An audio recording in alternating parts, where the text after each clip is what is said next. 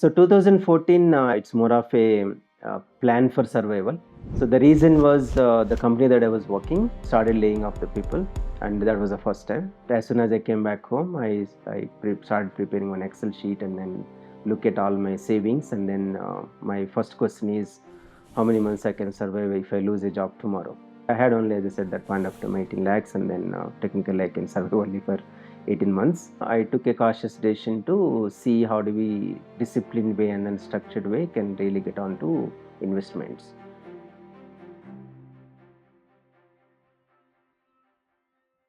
So I did not inherit anything. It's pretty much zero. I did not take anything from my parents or the grandparents. So all the net worth or the what are the corpus that I built through the salary. So my childhood, I was born and brought up in Andhra Pradesh and studied in government schools. And then engineering I did in Bapatla Engineering College. And then MTech I did from SV University, Tirupati. I started as a mainframe developer, and I in fact, I want to reveal something. The only subject I failed in my entire career is computer science, and that became my bread and butter later on. As I said, my first paycheck was about 8,000 rupees after taxes and other things. But then I never know how to invest. It was mostly month to month. You'll really struggle. You have a EMI that you need to pay to the bank, and then there is kids' education, their expenses, etc. So 2014, I also got into one very structured way of savings. So the way which I did was I had two bank accounts. One account is for your corpus, which you would actually use for day-to-day expenses. The one more account where you would get your salary credited, and then all the investment will go to that account. Let's say if I'm getting 1 lakh, so the 1 lakh would go to either mutual fund SIPs or the stock investments.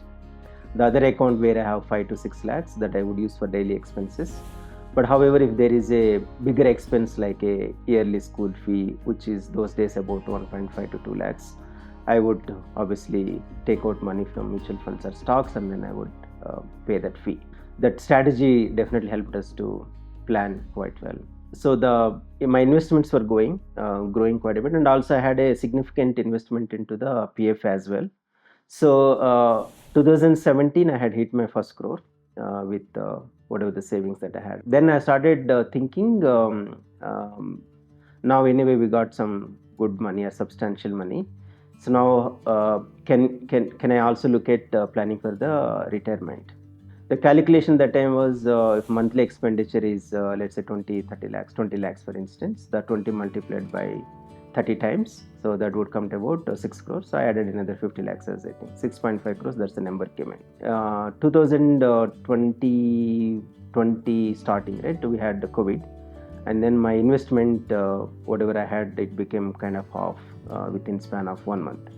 Then I started thinking, let's say if you have 6.5 crores, when you get something like this in the future, anything epidemic or whatever, suddenly it becomes 3 crores. Now what you will do? You can't do anything, right? So then that time I said, okay, let's probably increase the corpus to 10 crores, not necessarily 6.5 crores. 1 CR is actually, if you start from my starting of the career, it took almost like close to about 17 years or so. But then there was a dramatic move from 2017 to 2024. I believe I also learned the art of investing.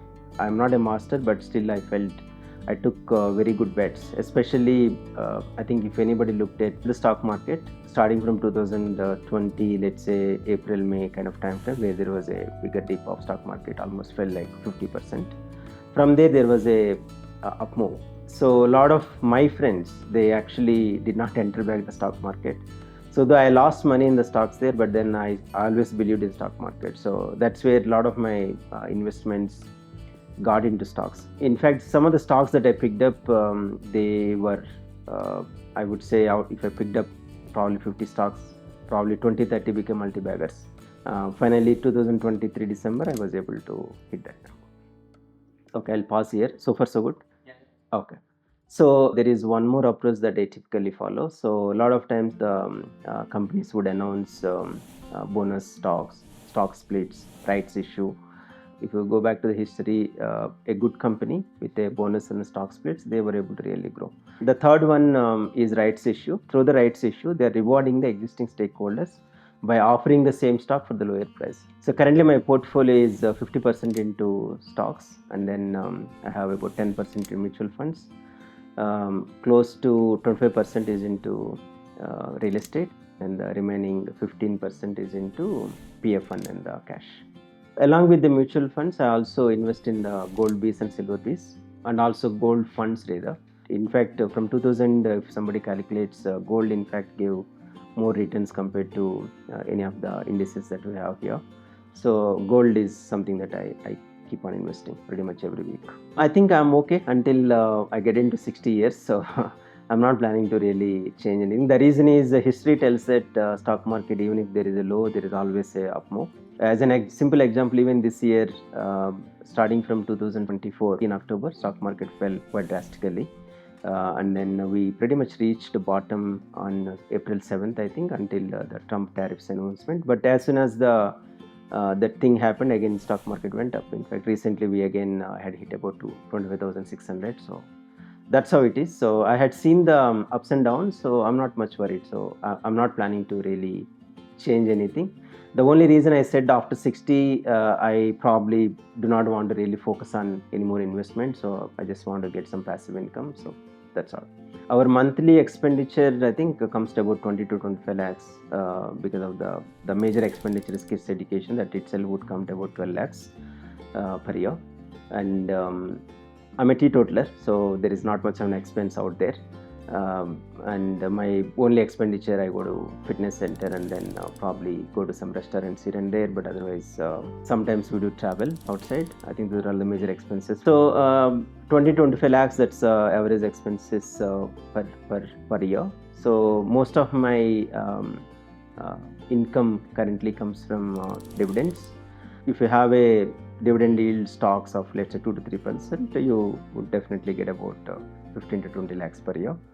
That is the first one. The second one is typically the way which I do is I pledge the stocks portfolio that I have, including the mutual funds, and then use that money for option selling. So option selling, even somebody does a out of money, which are very safe, getting 1 or 2% is not very difficult.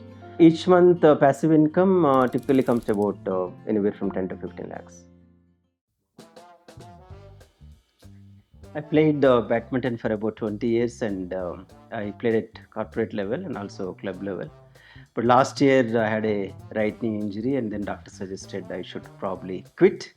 So I took a decision, which was a hard decision, but that's all right. So as of now, I just play for fun. So this is painting has been my childhood hobby. I've been doing painting for pretty much, I think, when I was 10 years old. And I did win one national prize and also a couple of state level until my engineering. After that, I chose to come out of painting as a career and then focus on career. So that's where I had to quit. But painting, this is a painting from Patadakal, which is near very close to Badami in Karnataka.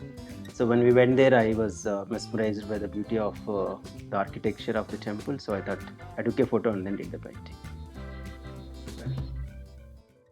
Earlier, when he was working, I had to wake up early, pack his lunch and kids' lunch boxes. It was so stressful in the kitchen. Now, which has completely gone since my elder daughter's living in the hostel. Only the younger one who goes to the school. I have to pack for her lunch or breakfast. I just have to take care of her. Rest, he is at home. Earlier, my kids who were telling everything to me, Mama, I have this in the school, or I have to go meet my friends, this and that. Now they are telling him, so he is the one who is taking them, and everything they are sharing with him only because he is more dependable, like for them to attend in the school events or PTMs or any meetings, or picking up from her the school, dropping to the bus stop, everything. Earlier I used to pack her lunch, change my dress, get ready to drop her to the bus stop. Now no problem, he is there. Yeah, she will go with her father. So it's more relaxed and no tension or what to pack, and the time is every time looking at the clock. It's not like that. Even if I get up late, no worries. I just have to pack some breakfast, lunch for my daughter. Rest I can attend leisurely at my wish. So the time is in our hands now. Yeah. I think they need to answer. Especially when I was in corporate, I have completely forgotten that there is an evening. So usually my calls used to go till 10 o'clock, 11 o'clock. So I think about 5-6 years, I couldn't really even to go for a dinner. So I think from there now there is plenty of time and flexibility for me to explore whatever I want to do. Like there is a famous movie, right? Anybody can dance. In the similar lines, I would think anybody can become financially independent. That is irrespective of the salary that they're earning, irrespective of the age or the job that they're doing, with their disciplined way of investing, and then some bit of a planning, and some bit of a sacrifice, and then some bit of a risk management. I think achieving financial independence is, my view, is very easy.